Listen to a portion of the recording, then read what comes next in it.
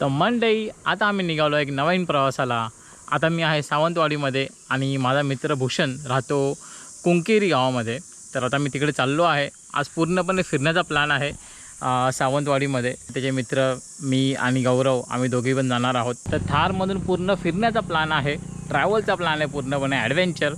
आणि त्या थारचा एक छोटा व्हिडिओ बनवला होता मी गौरवसोबत, तो पण तुम्हाला दाखवेन। तर डायरेक्ट प्रवासाला सुरुवात करूया आणि बघूया कुठे कुठे फिरता येतं ते।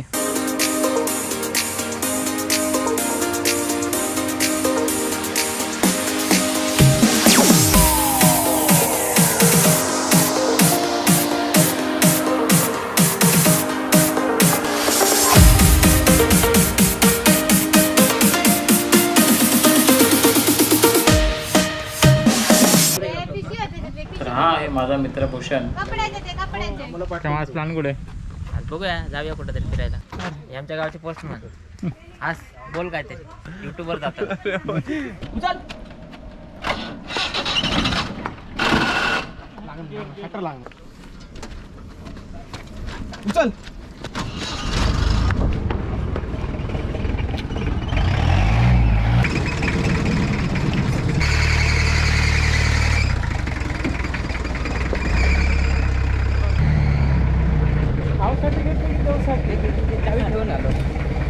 आता कुठे होते आपण?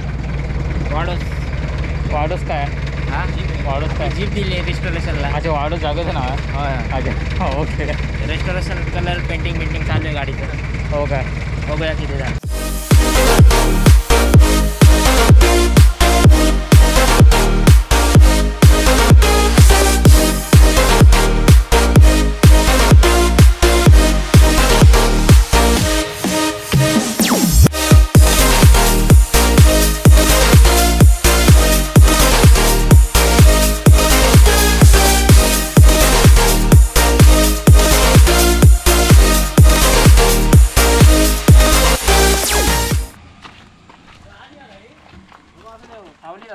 आता आपण आलो आहे गॅरेजच्या इथे, जिथे त्यांची मिलिटरीची जीप होती ती कलर पेंटला दिलेली। आता आपण बघूया कलर पेंट कुठपर्यंत झाला आहे।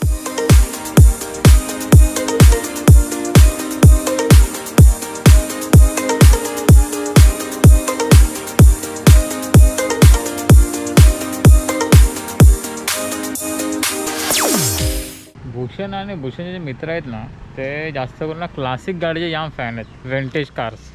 म्हणून त्यांच्याकडे ती थार, मिलिटरीची जीप, ह्या सगळ्या अशा गाड्या आहेत। ह्यांच्या जीप वगैरे बघून मी फॅन झालो आहे। असं प्लॅन होता आमचा की सेडान वगैरे घ्यायची फ्युचरमध्ये, पण नाही, आता असं वाटतं की नाही, आता आपण घ्यायची थार ओपन कार।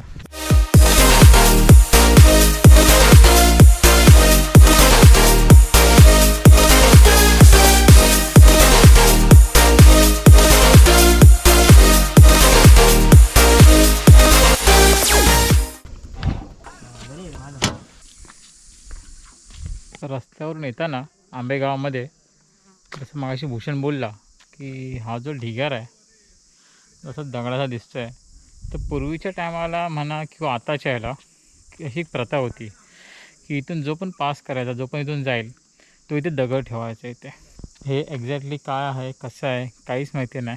तर तुम्ही नीट बघाल, इथे एक थोडंसं मूर्तीसारखं काहीतरी आहे, जसं पाषाणाची मूर्ती बोलतो ना त्या प्रकारे। आणि इथे प्रत्येकाने आपापले हे दगड ठेवलेले आहेत, बरोबर रस्त्याच्या कडेला लागून एकदम। आता आम्ही आंबेगावामध्ये फोटोशूटला थांबलो आहे। भूषणची फोटोशूट चालू आहे आणि गौरव साटम फोटोग्राफर आहेत।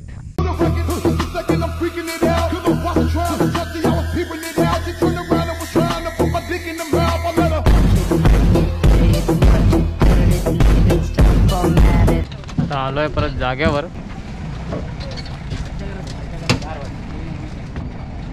आता परत आपण आलो आहोत भूषणच्या मावशीच्या घरी।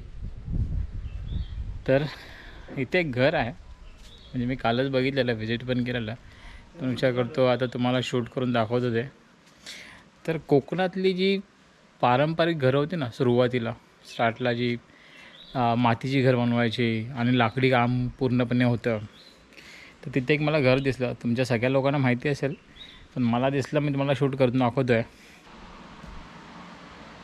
तो पूर्णपणे छत वगैरे लावला आहे, पण आता लग्नाचा प्रोग्राम होता म्हणून असं त्यांनी सजवलं आहे.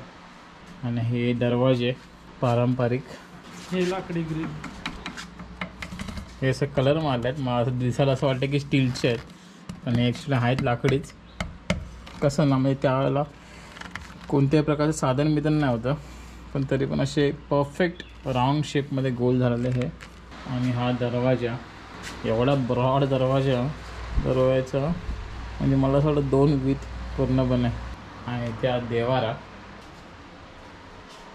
आणि हे एक पारंपरिकरित्या जुन्यात पद्धतीमध्ये शोकेज बोलू शकतो तुम्ही याला. आणि हे किचन आणि चूल. हा एक स्टोरेज रूम तुम्ही बघू शकता. हे पहिल्याचे कपाटं अशी असायची सामान ठेवण्यासाठी. काही वेळेला लोक किचनमध्ये पण वापरायचे भांडी बिंडी ठेवायला. आणि जुनं कपाट. आता आपण वरती जाऊया शिडीने. शिडी पण पूर्ण लाकडी आहे.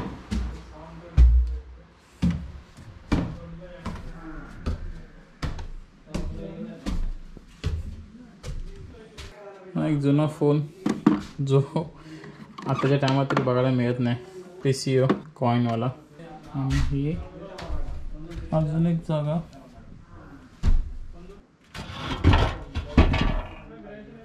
मला असं वाटतं नाही तांब्याची टाकी असेल. ज्या प्रकारे गंजल लागली आहे ना, तांब्याची वाटते मला. पहिले अशीच असायची, म्हणजे आमच्या लहानपणी तरी आम्ही अशा टाक्या भरपूर बघितल्यात. नळ वगैरे असे पकडायचं. हा स्टोव रॉकेटवर चालणारा, जो आता नाही बघायला मिळत. आताच्या मला वाटतं नवीन पिढीला हे माहितीच समजणारच नाही हे कसं चालू व्हायचं, कसं वर्क करतं. रॉकेलसाठी जाऊन रेशनिंगवर लाईन लावणं, त्यानंतर रॉकेल भरून आणणं, हा जो स्ट्रगल आहे मला असं वाटतं 90च्या मुलालाच माहिती आहे. आणि ह्या पेट्या लोखंडी, म्हणजे जिथपर्यंत मला तरी आठवत आहे, म्हणजे माझे आजोबा मामा आजोबा जे होते ते जेव्हा मुंबईवरून गावाला किंवा गावावरून मुंबईला प्रवास करायचे ना, तर ते अशाच पेटी म्हणून त्यांचं सामान घेऊन एसटीतून यायचे. हे अशाच पेट्या असायच्या त्यांच्या. हे सर्व आता इथे बघून आहे ना, म्हणजे असे खूप जुनी आठवणी ताज्या झाल्या आहेत. म्हणजे असं ज्या गोष्टी मी लहानपणी बघितल्यात ना माझ्या, तर ते सर्व गोष्टी असं मजा येते बघून. तर आताच्या व्हिडिओचा फर्स्ट पार्ट मी इथेच संपवतो आहे. तर लवकरच भेटू सेकंड पार्टमध्ये.